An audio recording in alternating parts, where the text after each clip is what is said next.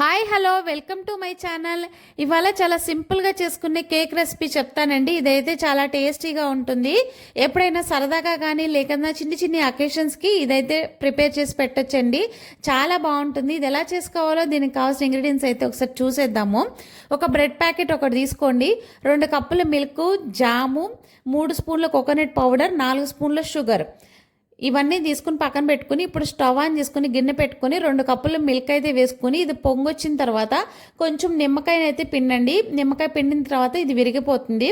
దీన్ని అయితే వడగట్టుకోండి. వడగట్టిన తర్వాత ఒక మిక్సీ జార్లో వేసుకుని 1 స్పూన్ షుగర్ వేసుకోండి. కొంచెం మిల్క్ వేసుకుని ఇది మెత్తగా క్రీమ్ స్ట్రక్చర్ వచ్చే వరకు బాగా బ్లెండ్ చేసుకుని పక్కన పెట్టుకోండి. ఒక గిన్నెలో తీసి నెక్స్ట్ అయితే షుగర్ సిరప్ కూడా ప్రిపేర్ చేసుకోండి.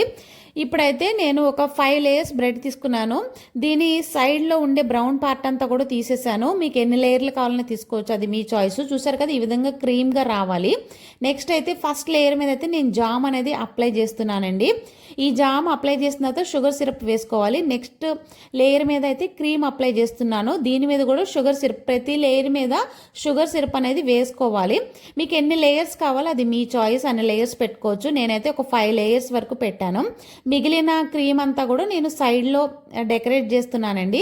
ఫైనల్గా నేను జామ్ అయితే పెట్టేసి కొంచెం షుగర్ సిరప్ వేస్తున్నాను. ఈ సైడ్లో అంతా కూడా క్రీమ్ అనేది అప్లై చేశానండి. దీన్ని ఒక 5 మినిట్స్ ఫ్రిడ్జ్లో పెట్టుకుని మళ్ళీ తీసుకుని షుగర్ సిరప్ వేసుకుని మీరు సర్వింగ్ ప్లేట్లో పెట్టుకుని కొంచెం డెకరేట్ చేసుకోవచ్చండి. నేనైతే దీన్నైతే కొంచెం కోకోనట్ పౌడర్తో అయితే డెకరేట్ చేస్తున్నాను.